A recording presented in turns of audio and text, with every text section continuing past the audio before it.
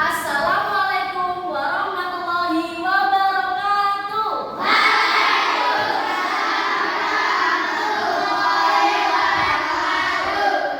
Semangat pagi. Bagaimana kabarnya hari ini, anak-anak?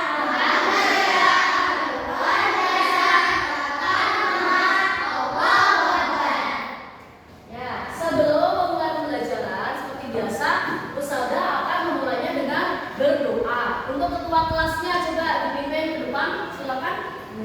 Ya, berdoa mulai.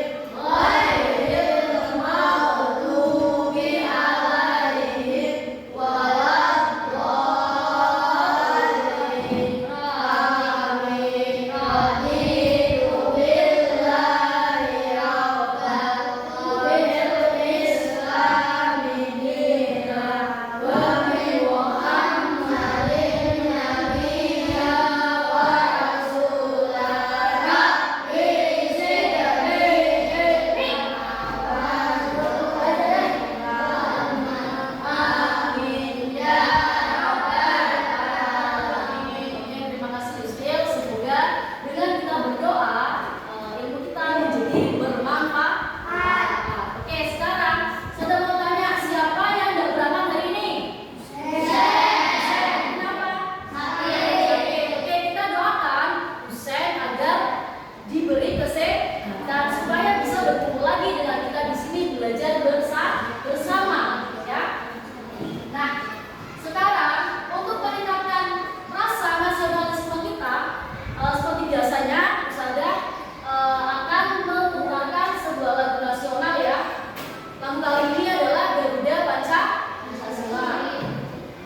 Yuk, silakan berdiri dulu.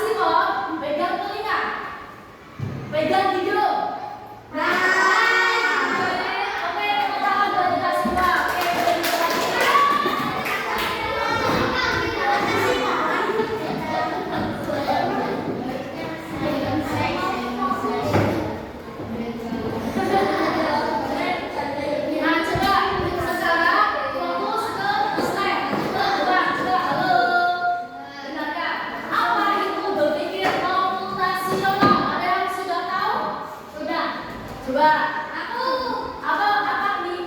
Berpikir komputasional adalah berpikir seperti komputer. Iya itu ya, berpikir komputasional adalah berpikir seperti komputer. Jadi kalau kita mau menjalankan seperti komputer, berarti kita harus tahu cara berpikirnya komputer. Nah, manfaatnya apa berpikir komputasional? Coba Mama dibaca Pak. Manfaat berpikir komputasional Pak.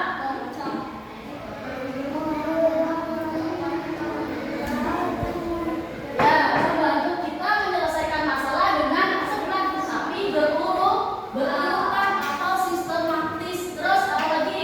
Coba dibaca, Zuhair. Yang kedua Zuhair. Membantu yang kedua.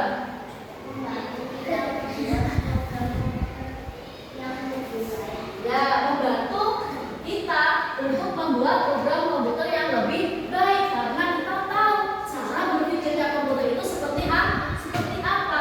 Nah, coba selanjutnya. Berpikir komputasional itu ada 4 langkah-langkahnya. Yang pertama Yusril, apa coba Yusril?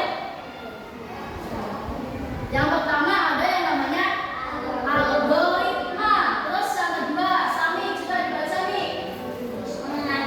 Mengenali lelah. Yang ketiga ada apa? Komposisi. Terus yang terakhir ada namanya animasi. Oke.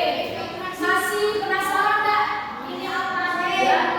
Coba kita lihat video berikut ini biar lebih paham ya.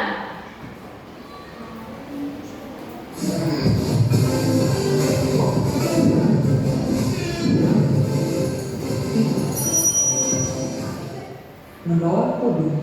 Halo teman-teman hebat. Pernah nggak sih? Nah.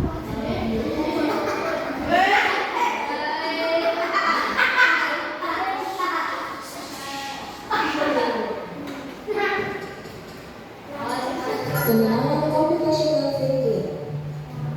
Hai teman PC, coba tebak apa artinya computational thinking atau berpikir komputasional? Adakah yang bermata jeli dan melihat kata komputasional di sini? Jadi mungkin ada hubungannya dengan komputer ya? Iya, betul sekali. Jempol buat kamu yang sudah menebak dengan benar.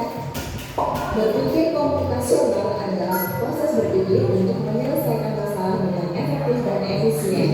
Dalam ilmu komputer, proses berpikir ini dilakukan sebelum mulai menulis coding atau pemrograman.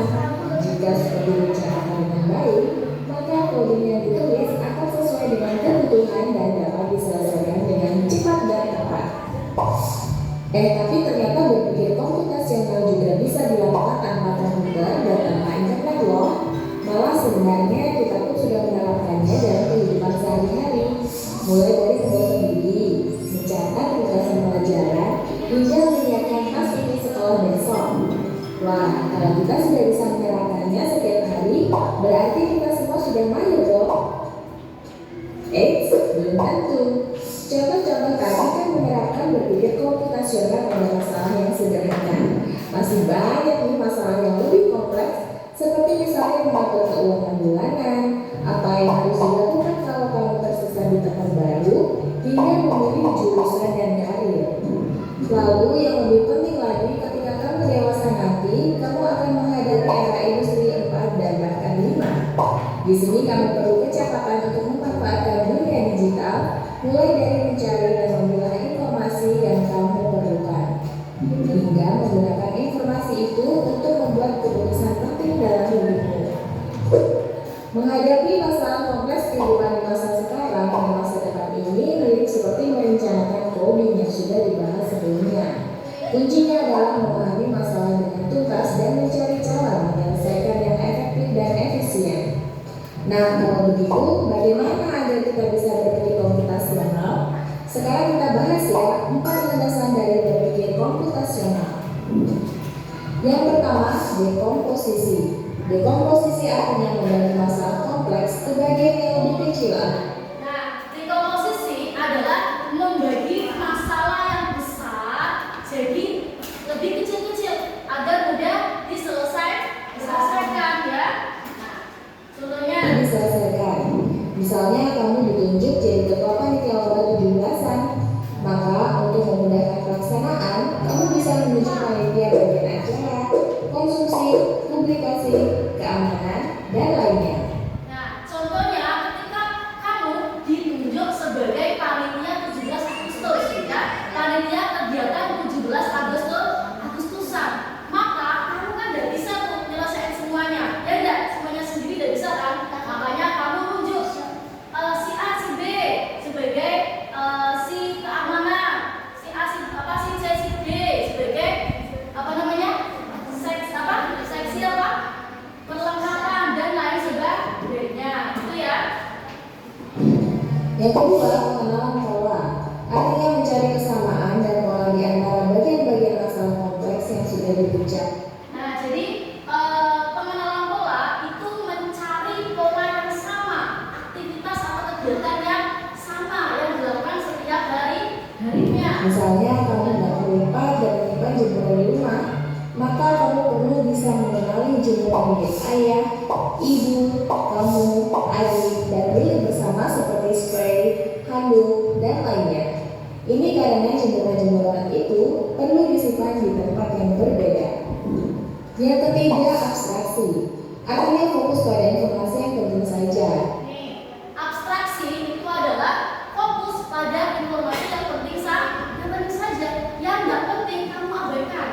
Ya, contohnya nih, kalau kamu disuruh usada menulis tugas, yuk kamu fokus menulis tugas. Nggak usah kamu tanya gimana nih caranya pensil kok bisa jadi pensil seperti ini. Penting nggak kira-kira? Nggak penting karena kamu yang disuruh apa? Menulis tugas ya. Jadi fokus ke menulis tugasnya aja. Mengabaikan detail yang tidak diperlukan. Misalnya kamu hendak menceritakan pengalamanmu berwisata keluar kota. Tentunya kamu mengalami banyak hal dari mulai berangkat di bus, berfoto bersama, makan di restoran, menginap di hotel, hingga perjalanan pulang. Tapi nggak mungkin kan kamu ceritakan semua kejadian dengan detail pada teman-temanmu. Pasti mereka bosan kalau kelamaan. Jadi kamu harus mencari beberapa kejadian yang lain saja untuk diceritakan pada teman. Yang terakhir, algoritma. Artinya membuat langkah-langkah penyelesaian atau membuat aturan yang diikuti. Nah, membuat langkah-langkah penyelesaian itu namanya algoritma. Kalau semisal contohnya nih, kalau kamu lapar, ingin makan mie, ya, berarti kamu harus tahu langkah-langkah membuat mie. Caranya gimana? Yang pertama direbus dulu, ya kan? Ya enggak? Terus sampai jadi bisa dimakan, itu ya. Menyelesaikan masalah. Misalnya kamu diberi daftar belanja di supermarket oleh ibu. Ada minyak goreng, telur, roti, sayur, dan kopi. Lalu kamu harus buru-buru karena ibu sudah mau memasak dengan minyak goreng itu. Nah, kalau seperti ini, satu cara yang efisien misalnya adalah dengan mengambil barang yang paling dekat dari pintu masuk hingga terakhir yang paling dekat dengan kasir. Nah, itu dia 4 landasan berpikir komputasional yang perlu diterapkan untuk memecahkan masalah yang kompleks. Lalu berikutnya, apakah ada cara untuk mengasah kemampuan berpikir komputasional? Tentu ada. Selain bisa coba kamu terapkan ke masalah sehari-harimu, kamu bisa juga latihan soal untuk mengasahnya. Misalnya, gurumu akan memberikan soal-soal computational thinking di mata pelajaran matematika, bahasa Indonesia, dan IPAS dalam kurikulum mereka. Selain itu, kamu bisa ikut tantangan bebas Indonesia juga. Yuk coba simak satu contoh soal computational thinking. Dalam BIS studi wisata, ada 3 kelompok anak yang akan diantarkan ke 3 tujuan berbeda. BIS berhenti pertama di restoran, lalu hotel, dan terakhir di museum. Hanya ada 1 tempat penyimpanan koper di samping BIS, yang hanya bisa dibuka dari 1 pintu. Sopir bis ingin mengatur koper-koper penumpang hingga mudah dikeluarkan. Bantu supir bis menentukan urutan memasukkan koper-koper itu ke dalam tempat penyimpanan. Pertanyaan, koper kelompok anak yang mana yang dimasukkan terakhir? A. Anak yang ingin pergi ke museum. B. Anak yang ingin pergi ke restoran. C. Anak yang ingin pergi ke hotel. Atau D. Yang mana pun boleh. Soal ini diadaptasi dari challenge.bebas.org. Kalau kamu tahu, Coba ya dijawab di kolom komentar. Kejar cita, kejar ilmu, raih cita. Oke, gimana ketika sudah melihat videonya? Apakah sudah lebih paham? Paham. Oke, buat. Ya.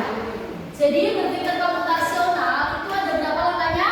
Yang pertama ada namanya algoritma, ya. Terus yang kedua ada namanya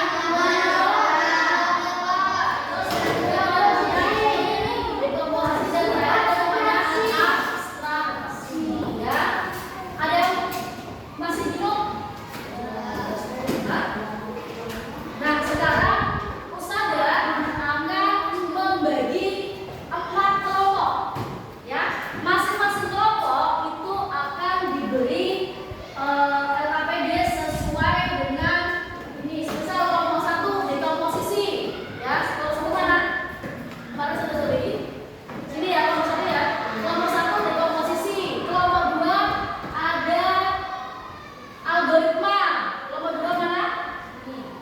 Ya, terus kelompok 3 ada abstraksi dan terakhir ada namanya pengenalan pola, ya. Nah, jadi sebelumnya Usada akan menceritakan sebuah permasalahan, ya.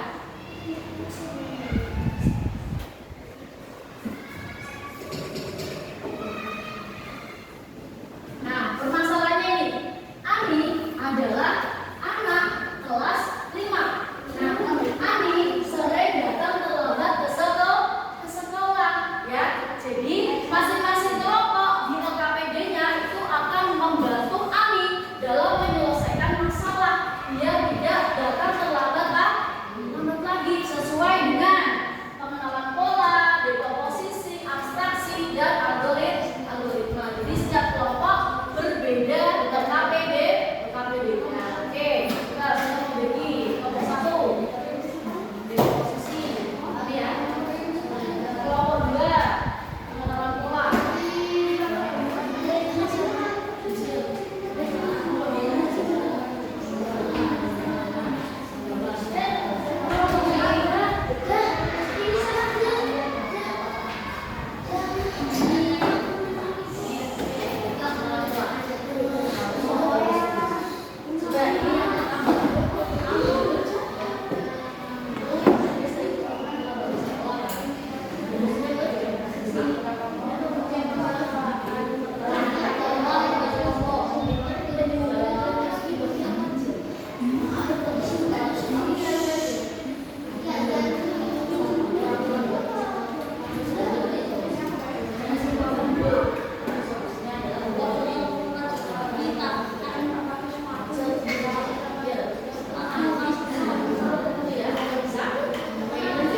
Yuk, coba sini yang ke kelompok algoritma. Sini sebentar. Kelompok algoritma itu kan permasalahannya anak itu kan sering terlambat ke sekolah, ya enggak? Nah, pertanyaannya urutkan kegiatan dari Ani bangun tidur sampai gitu lagi sampai berangkat ke sekolah, ya. Ya, serius dengarkan. Nanti dikasih tombol seperti ini setiap ininya, ya. Habis bangun tidur kira-kira jadwal Aninya ngapain? Biar tidak terlambat masuk ke sekolahnya, biar sampai ke sekolahnya tepat waktu. Ya, boleh mau sholat dulu boleh, mau mandi dulu boleh, ya.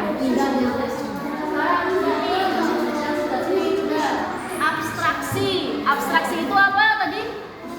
Fokus sama yang penting, betul. Abaikan yang tidak penting atau yang bisa dilakukan nanti, ya. Nah, ini banyak nih kegiatannya.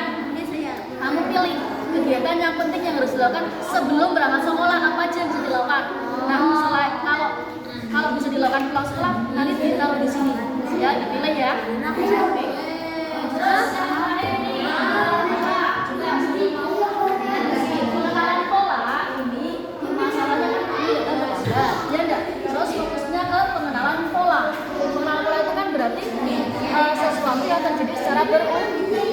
Pertanyaannya buatkan jadwal kegiatan Ani pulang dari hari Sabtu sampai hari Kamis, ya, agar tidak terlambat ke sekolah. Kamu boleh misal Sabtu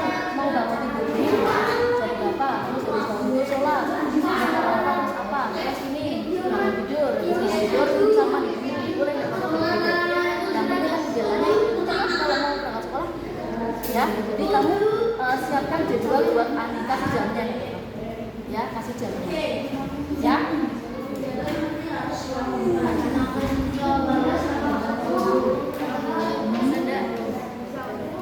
Gampang enggak?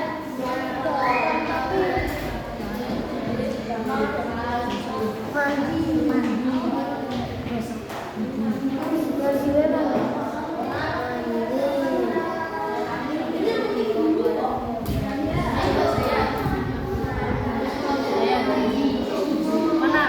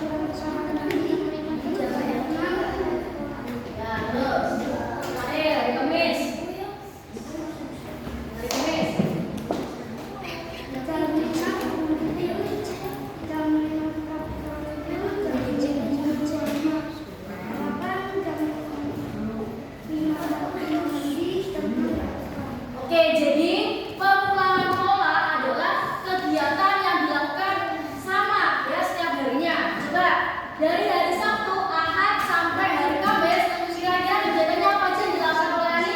Yaitu bangun tidur, kemudian apa?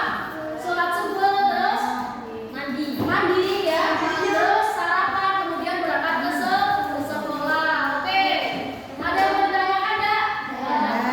Untuk kelompok 2? Hah?